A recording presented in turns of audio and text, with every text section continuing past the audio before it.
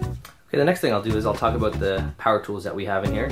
So I'll just go in sequential order around the shop, I guess. I'll start with the drill press here. This drill press we've had for a couple of years actually, and I really wanted to bring it back into the workshop because it was actually in storage for a little bit. But it's nice because it's a standalone unit and or freestanding unit. So you know, you can really lower this stage all the way down, and you know, you don't need to, it's locked right now. You can lower the stage right down here, and you don't need to worry about, you know, how low your workpiece goes, because you can basically put it right down to the floor and still have space to drill a hole. If you have to drill like a hole on the end of a post or something. So I really like this drill press for that reason. It's got a little light in there as well. It doesn't have a laser marking guide for the center.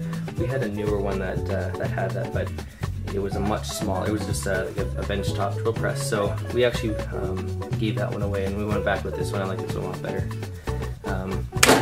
It's got a couple of drive belts up here, so you can adjust the speed.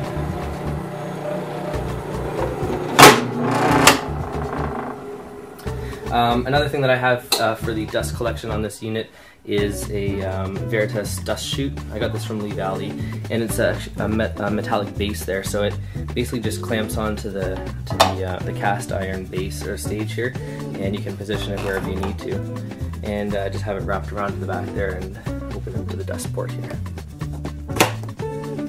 So again, yeah, pretty nice drill press, a nice unit. It's rigid. We got this a while ago. The next thing that I have here is the benchtop router table, and this is just a small little unit. We don't do much routering anyway, so this unit is okay. We have a Bosch router attached onto it here, and you know, it's adequate, serves its purpose. You know, I would normally just take off this the fence here and pull the router bench out to the front and just clamp it down into the table so it doesn't move, and you know, it serves its purpose. It's a nice unit because there's a there's a nice dust collection chute in the back here, so it attaches right into the dust port there, and you know, everything is, all the chips are collected. Okay, next is the chop saw here, and you've seen this for a couple of shots already, and this is I guess the main feature of the workshop here. It's got the most space on the workbench. Again, it's a nice chop saw. It's a sliding compound miter saw, so we have both the dual slide here and the tilt. So it tilts 45 as well. And then we also have you can set the angle on it too. So it's a pretty nice saw. They have the newer ones actually with there's a bit of a different mechanism in the back, so you don't have quite as long of an arm coming back there.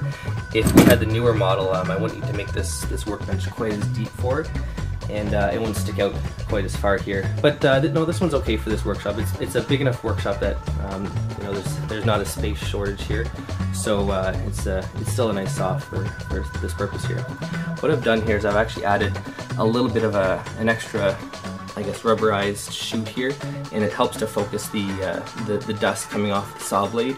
So when the blade is spinning, the dust actually gets caught right up into that black barrier there, and helps bring it right up into the dust chute, and so it can be sucked up. Yeah, so again, a very nice saw. We've had it for a couple of years again, and it still hasn't failed us. So I really like it.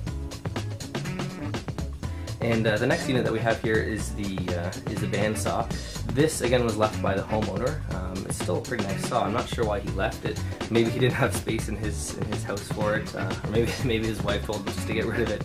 But yeah, so he left it for us. So I figured I may as well use it here. There's a good spot in the corner for it.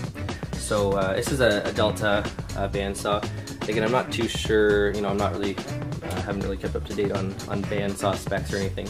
But you know, I've used it for a couple of cuts. I haven't really used a bandsaw too much because, you know, I've never really had one. But you know, so I've made do with other tools.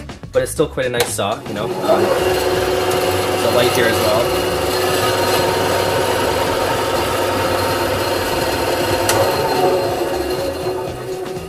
I think the light was added so you can visualize your workpiece a lot better.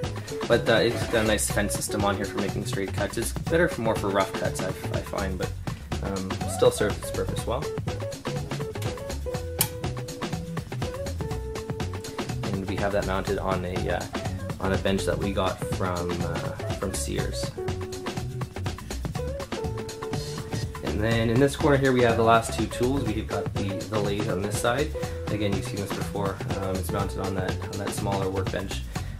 We don't do much cutting on the lathe. You can just see I'm just playing around there with the spindle there. But you know, it's fun to make a couple of designs. But again, you know, I don't really use it that much for anything. I haven't really cut much on a lathe. Haven't really needed it. But we had this from our previous house, so you know, I figured I may as well put it down here as well. It's fun to play around with. We have a couple of the chisels for it as well, and they're just stored underneath in there. So I would just pull them out if I needed to use it. But yeah, it's quite a nice unit. It's for the smaller smaller turning, I guess. You can't really put too large of a spindle on here. But again, it serves its purpose for what we need to use it for. And then the last unit over here is the sander. This is a Porter cable sander. We got it from Home Depot. It's nice. It's got the two belts on it. One is the circular belt, and then you have the rectangular belt here. So you can actually have two different, I guess, you know, sanding surfaces. A little bit loud actually. It's actually pretty loud.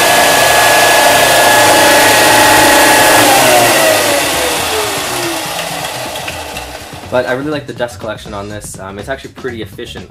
I've done a little bit of sanding on here already, and not too much dust flying around. So once that suction is on, it actually works pretty well.